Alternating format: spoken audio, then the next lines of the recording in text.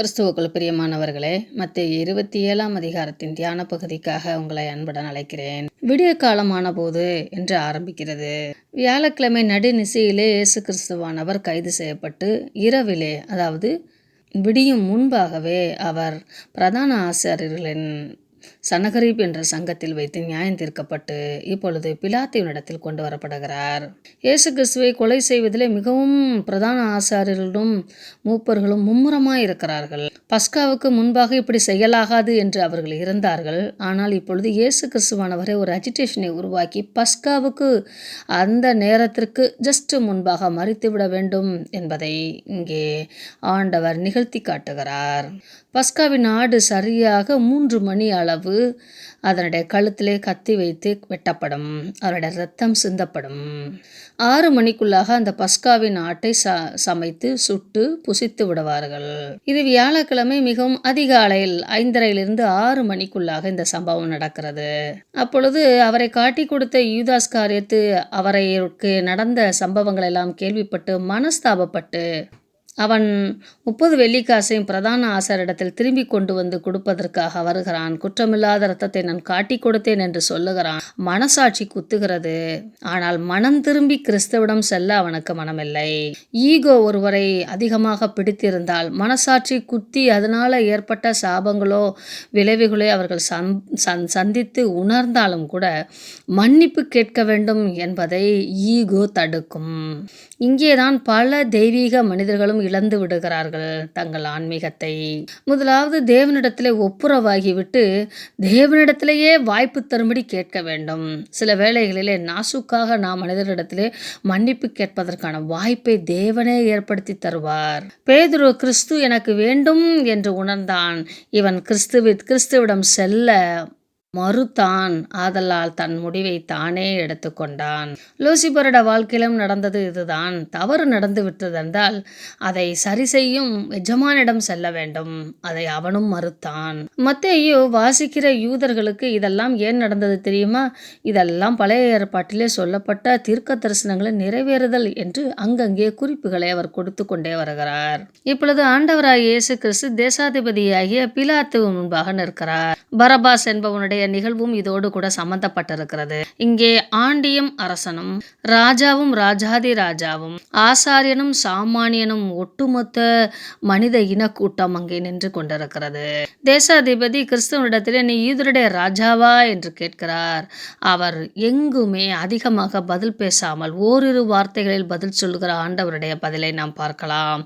நீர் சொல்லுகிறபடிதான் என்று சொல்லுகிறார். அப்பொழுது பிரதான ஆசாரியரும் அவர்களுமே அநேக குற்றம் சாட்டினார்கள். அவர் மறுத்தரம் ஒன்றும் சொல்லவில்லை என்று சொல்லப்பட்டிருக்கிறது. பிலாத்துவிடத்திலே பிரதான ஆசாரியர்கள் இப்படி சொல்லியிருக்க வேண்டும். நாங்களும் கிறிஸ்து நீவா என்று கேட்டோம். அவர் நீர் சொல்லுகிறபடிதான் என்று சொன்னார். அது தேவதூஷணம் என்று அந்த குறிப்பை அவர்கள் இங்கே கொண்டு வருகிறார்கள். இதை நாம் 26, 63, 64 வாசிக்கலாம். அவர்கள் அநேக குற்றங்களை சாட்டும் போது பிலாத்து அவரிடத்தில் விசாரிக்கிறார். நீர் உமக்காக ஒன்றும் பேச விரும்பவில்லையா என்று கேட்டு ஆச்சரியப்பட்டான் என்று எழுதப்பட்டிருக்கிறது. இதே வேளையிலே வேறொருவர் யாராவது பிடிபட்டிருந்தால் அவர் தங்களுக்காக வழக்காடுவார்கள், கெஞ்சுவார்கள், விடுதலைக்காக கெஞ்சி பிரார்த்திப்பார்கள். இந்த எந்த செயலையும் கிறிஸ்து செய்யாமல் அமைதலாக இருந்தார். ஆனால் அவர் மேல் எந்த குற்றமும் இல்லை. பிலாத்து இயேசு கிறிஸ்துவானவர் இன்னசென்ட் என்பதை புரிந்து கொண்டார். அதை அவர் அறிக்கையும் செய்தார். முக்கியமாக ஒரு ஆட்டை பலியிடுவதற்கு பிரதான ஆசாரியர், அதாவது தெரிந்து கொள்ளப்பட்ட முதலாவது பஸ்காவின் ஆட்டை பலியிடுவது பிரதான ஆசாரியர் தான் பலியிடுவார். ஜனங்களுக்காக பிராயச்சித்தம் பண்ணப்படும். இயேசு கிறிஸ்துவானவர் உலக மக்கள் அனைவருக்கும் உள்ள தேவ ஆட்டுக்குட்டியானவர் என்பதினாலே கிரேக்கர்களும் யூதர்களும் ரோமர்களும் சாமானியர்களும் கூடியிருக்கிற சூழலிலே கிறிஸ்துவின் மரண தண்டனை ஆக்கினைக்குள்ளாக தீர்க்கப்படுகிறது. பாவிக்கு விடுதலை தருகிறவர் என்பதைத்தான் பரபாசின் சம்பவம் இங்கே குறிப்பிட்டு இங்கே மத்தேயு எழுதுகிறார். இதை நீங்கள் 21ஆம் வசனத்திலும் 26ஆம் வசனத்திலும் வாசிக்கலாம். பரபாசை அவர்களுக்காக விடுதலையாக்கி இயேசுவையோ வாரினால் அடிப்பித்து சிலுவையில் அறையும்படி ஒப்பு கொடுத்தார்கள். At a time redemption also sacrifice. கிறிஸ்துவின் சாக்ரிஃபைஸ் மனித குலத்தின் ரிடம்ஷன். கிறிஸ்துவின் பிரயாச்சித்த பலியும் மனித குலத்தின் மீட்பும் விடுதலையும் உண்டாகிறது. ரோமர்களின் ஆட்சிக்கு கீழாக பாலஸ்தீனம் இருந்ததினாலும் யூதா பிராந்தியம் இருந்ததினாலும் எருசலேம் கேபிட்டலாக இருந்தபடினாலும் அங்கே மரண தண்டனைக்கு உட்படுத்துவதற்கு யூதர்களுக்கோ யூதருடைய கோற்றாகிய சினகரின்கோ அனுமதி இல்லை என்றால் இயேசு கிறிஸ்துவானவரை அவர்கள் அவர்களுடைய வழக்கத்தின்படி கல்லெறிந்து தான் கொள்ள வேண்டும். ஆனால் கிறிஸ்துவின் மரணம் உலக மக்கள் அனைவருக்கும் உண்டாயிருந்தபடினாலே அவர் சிலுவையிலே மரிக்க வேண்டும் என்பது தேவனுடைய திட்டமாயிருந்தது. முதலாவது கிறிஸ்து யூதர்களால் அவமானப்படுத்தப்பட்டார்.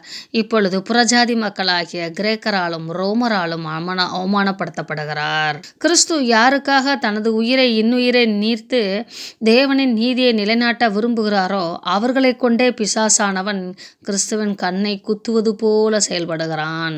மனிதன் பிசாசுக்கு கீழ்ப்படிந்து தேவனுக்கு கீழ்ப்படியாமல் போனதினால் உண்டான சாபக்கேட்டிலே தேவனின் நீதியை நிலைநாட்ட வேண்டும். தேவன் மனித சாயலிலே இருந்தபடியினாலே தேவன் மனித சாயலில் இருந்த மனிதனை பிசாசுக்கு அடிமையாக கொடுக்க விருப்பமில்லாமல் அவனிடத்திலே அதை அவர் வலுக்கட்டாயமாக எடுத்துக்கொள்ள விரும்புகிறார். அதற்கான நீதியை செலுத்தும்படியாக கிரயத்தை செலுத்தும்படியாக பிசாசு அவனிடத்திலே போராடுகிறான். இருவருக்கும் இடையாக மனிதர்கள் மாட்டிக்கொண்டிருப்பதனாலே தன்னைத்தானே கொடுத்து அந்த தேவன் நிலைநாட்ட வேண்டிய நீதியை மனிதர்களை ஆக்கினைக்குள்ளாக்கப்படுத்த வேண்டிய அந்த சோதனையை தண்டனையை தன்மேல் ஏற்றுக்கொண்டு தான் அந்த விலைக்கரையத்தை செய்து மனிதர்களை விடுவிப்பதற்கான பிரேட்சித்த பலியாக தனது குமாரனை நிறுத்துகிறார்.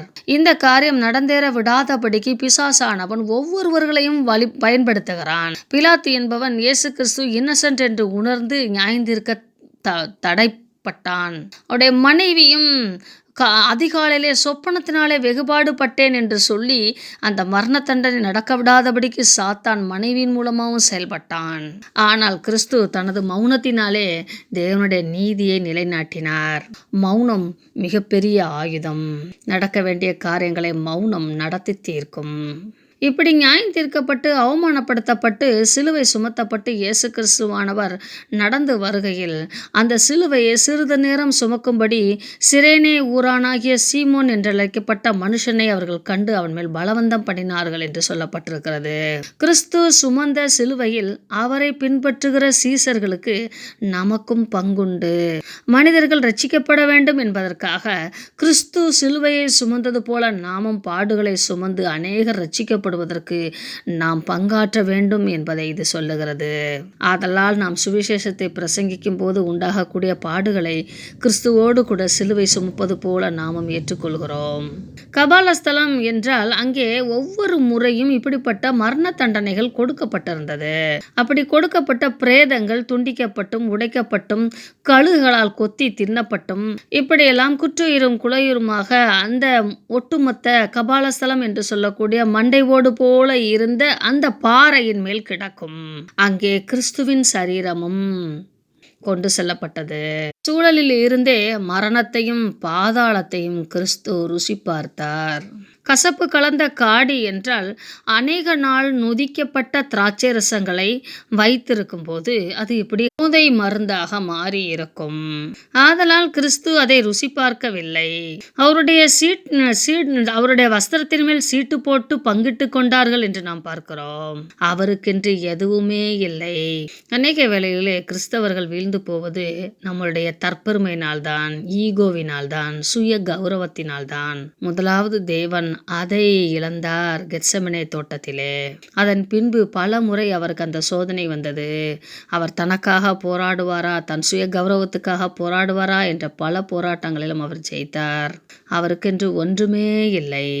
உங்களுக்கும் எனக்கும் ரட்சிப்பின் வஸ்திரத்தை உடுத்துவிப்பதற்காக தேவன் நிந்தையும் அவமானத்தை மட்டுமல்ல நிர்வாணத்தையும் சகித்தார். அவருக்கென்று ஒன்றுமே இல்லாத அளவுக்கு ஆவி ஆத்மா சரீரத்திலே தன்னை பூஜ்யமாக்கினார் என்று வேதம் சொல்லுகிறது. கிறிஸ்துவானவர் சிலுவையிலே தொங்கிக் கொண்டிருக்கிற வேளையிலும் கூட தலைகளை உயர்த்தி பார்த்து ஒவ்வொருவர்களும் கிறிஸ்துவையும் பிதாவாகிய தேவனையும் சவாலிட்டு அந்த நீதி நிலைநாட்டப்படாமல் தூசிக்கப்படுவதற்காக பேசுகிறார்கள். வழியிலே நடந்து போகிறவர்கள், தேவாலயத்தை எடுத்து 3 நாளுக்குள்ளே கட்டுகிறவனே, உன்னை நீயே ரட்சித்துக்கொள், நீ கிறிஸ்துவானால் சிலுவையிலிருந்து இறங்கி வா என்று அவரை தூசித்தார்கள். இப்படி பிசாசு அந்த மனிதர்களின் வாய்கள் மூலமாக கிறிஸ்துவின் மரணம் முழுமையாய் நிலைநாட்டப்படக்கூடாது என்பதற்காக அவர்கள் வாயினாலே பேசினான். இங்கேயும் கிறிஸ்து தன்னை நோ மூட், எந்த மூடுக்கும் தன்னை இழந்து விடாதபடிக்கு சுய கட்டுப்பாடு இருந்தார். 2வது முறையும் நீ கிறிஸ்துவென்றால் இறங்கி வா என்று சொன்னவர்கள் இப்பொழுது நீ உண்மையிலே தேவகுமாரனா என்று கேட்கிற அளவுக்கு துணிந்து விட்டார்கள். இது கிறிஸ்துவை மிகவும் அள்ளி சல்லியாக உடைத்திருக்கும். இப்பொழுது பிதாவுக்கும் சோதனை. பிதா இவரை ரட்சிப்பாரா என்று பார்க்கலாம். தேவன் இவர் மேல் பிரியமாயிருந்தால் இவனை ரட்சிக்கட்டுமே என்று பிதாவுக்கு இப்பொழுது சவால் விடப்படுகிறது. ஆதலால் பிதாவாகிய தேவன் கிறிஸ்துவை விட்டு நீங்கினார். என் தேவனே ஏன் என்னை கைவிட்டீர் என்று தேவன் புலம்பும் அளவுக்கு ஒரு சன பொழுது தேவ முகம் அவருக்கு மறைந்தது. இல்லை என்றால் தமது குமாரனை ரட்சிப்பதற்காக தேவன் கரம் நீட்ட வேண்டியது இருக்கும். எல்லாவற்றையும் இழந்தவர் தன்னையே இழந்தார் என்பதிலே தேவன் பரமபிதா என்கிற அந்த மகிமையையும் இழந்திருக்கிறார். சன பொழுது அந்த மகிமையை கிறிஸ்து இழக்க வேண்டியதாய் இருந்தது. மனிதர்கள் எப்பவுமே சரீர பிரகாரமாகவும் தங்களுடைய சிந்தைக்கு ஏற்றபடியே செயல்படுகிறார்கள். எலியாவை சொல்லுவதும், காடியிலே தேய்த்து கொடுப்பதும், மற்றவர்கள் எல்லாம் ஏளனமாய் பேசுவதும். இந்த சூழலிலே இயேசு கிறிஸ்துவானவர் மகா சத்தமாய் கூப்பிட்டு தனது ஆவியை ஒப்புவித்தார். இரு திரைத்தாரையும் இருந்த திரைச்சீலை மேலிருந்து கீழாக 2ஆக கிழிந்தது. பரலோகத்தையும் பூலோகத்தையும் விண்ணவர்களையும் மண்ணானவர்களையும் ஒன்றாய் இணைக்கும் பாலமாக கிறிஸ்து அங்கே நின்றார். மிக பெரிய திரைச்சீலை கிழிந்தது. ஆதலால் பூமி சபிக்கப்பட்டிருந்த அந்த சூழலில் இருந்து அதிர்ந்தது.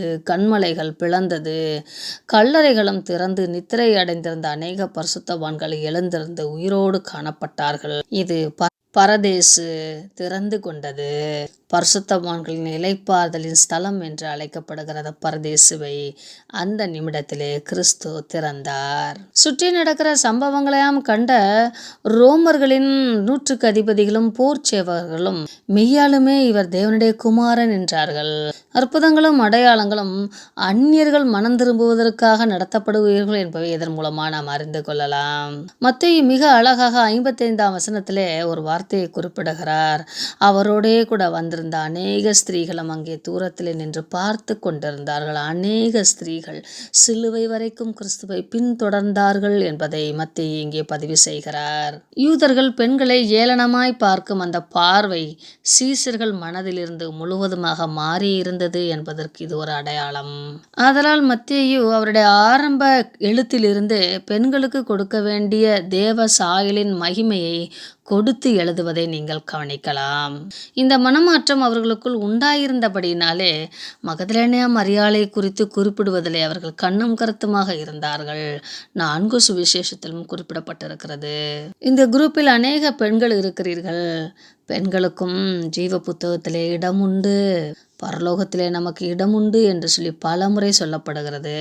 பிரியமானவர்களே, அந்த நித்திய வீட்டை கட்டி எழுப்பும் மனப்பக்குவமும் அர்ப்பணமும் கிறிஸ்துவை பின்பற்றும் நோக்கமும் பெண்களுக்கு உண்டாயிருக்க வேண்டும் என்பதை நான் இங்கே பதிவு செய்ய விரும்புகிறேன். சாயங்காலம் ஆன போது என்றால் 4 மணியிலிருந்து 5 மணிக்கு இடப்பட்ட நேரம். இயேசுவுக்கு சீஷனாய் இருந்தவன் மிக ஐஸ்வர்யவானவன், யோசேப்பு என்கிற பெயர் கொண்டவன். அவன் அரிமத்தியா ஊரானாகிய ஒருவர். அந்த கபால ஸ்தலத்திற்கு பக்கத்தில் இருந்த ஒரு தோட்டத்தின் சொந்தக்காரர். யூதர்கள் மத்தியில் நல்ல மதிப்பை பெற்றவராய் இருந்திருக்க வேண்டும். அதோடு கூட ரோமர்களின் அரசவையிலே இருக்கக்கூடிய அநேகரை அறிமுகம் உள்ளவராய் இருக்க வேண்டும். எல்லோரும் பயந்து நடுங்கி ஓரமாய் ஒதுங்கி கொண்டிருக்கும் போது பிலாத்துவிடத்தில் போய் இயேசுவின் சரீரத்தை கேட்பது என்பது மிக ஆச்சரியமான ஒரு காரியம். தைரியமாக இந்த காரியத்தை அவர் செய்தார். இயேசு கிறிஸ்துவனுடைய சுவிசேஷ காரியங்களிலே பங்கெடுப்பதற்காக ஆண்களும் பெண்களும் ஆவி நிலையிலே செயல்படுவதையும் நாம் காண்கிறோம். அவரோடே கூட இருந்து கொண்டு அவருடைய வார்த்தைகளை கையில் வைத்து கொண்டு பிசாசுக்கு இணையாக இணைந்து பிசாசோடு சேர்ந்து செயல்படுகிறவர்களை நாம் பார்க்கிறோம். நாம் கிறிஸ்துவுக்காக என்ன செய்கிறோம் என்பதை நாம் ஆராய்ந்து பார்க்க வேண்டும். கல்லறையிலே அடக்கம் பண்ணும்பட வரைக்கும் அநேக ஸ்திரீகள் அங்கே காத்திருந்தார்கள் என்று 61ஆம் வசனம் பதிவு செய்கிறது. ஆயத்த நாளுக்கு பின்னான மறுநாளிலே என்றால் சனிக்கிழமை, வெள்ளிக்கிழமை 3 மணி அளவுக்கு பஸ்காவின் நாடாக கிறிஸ்து மரித்து விடுகிறார். 6 மணி அளவுக்கு முன்பாக அடக்கம் பண்ணப்படுகிறார். அவருடைய பஸ்கா நாள் முடிந்து விடுகிறது. சனிக்கிழமை ஓய்வு நாள். அந்த ஓய்வு நாளின் அதிகாலை 6 மணிக்கு முன்பாகவே அவர்கள் பிலாத்துவிடத்திலே சென்று 3 நாளைக்கு பின்பாக அவன் எழுந்து விடுவதாக சொல்லி இருக்கிறான். ஆதலால் காவல் பண்ணும்படி நீர் அதிகாரம் கொடும் என்று கேட்கிறார்கள். அவர்கள் நீங்களே போய் அதை செய்யுங்கள் என்று சொல்லி பிலாத்து சொல்லிவிடுகிறார். இப்படி கல்லறையை பத்திரப்படுத்தி கொள்ளும்படியாக கல்லறைக்கு முத்திரை போட்டு காவல் வைத்து கல்லறையை பத்திரப்படுத்தினார்கள். இது அவர்களுக்காக மாத்திரமல்ல, உலக மக்கள் அனைவருக்காகவும் இது நாம் நம்புவதற்காக செய்யப்படுகிறது. பல வேளைகளில் நெகட்டிவான காரியங்களை குறித்து நாம் ஆச்சரியப்படுவோம். ஆனால் அந்த நெகட்டிவான காரியங்கள் தேவனின் பாசிட்டிவ் தன்மைகளை, தேவனின் ஆளுமை தன்மைகளை வெளிப்படுத்துகிறதாக, தேவனின் திட்டம் நிறைவேறுவதற்கு நெகட்டிவ் காரியங்களும் கூட ஆண்டவர் பயன்படுத்துகிறார் என்பதை இதில் நாம் புரிந்து கொள்ளலாம். அதாவது பிசாசானவன் கிறிஸ்துவை மேற்கொள்ள முடியாது. கிறிஸ்து பிசாசின் சகல தந்திரங்களையும் தனக்கு சாதகமாய் பயன்படுத்தி கொள்வார் என்பதையும் நாம் புரிந்து கொள்ள வேண்டும். அவர் சர்வ வல்லமை உள்ள தேவன். அந்த சர்வ வல்லமை உள்ள தேவன் சதா காலங்களும் நம்மோடு கூட இருக்கிறார். நாம் அவரோடு இருக்க பிரயாசப்படுவதே நமது லட்சியமாகவும் நோக்கமாகவும் செயலாகவும் இருக்க வேண்டும். கர்த்தர் தாமே உங்களை ஆசீர்வதிப்பாராக. ஆமென்.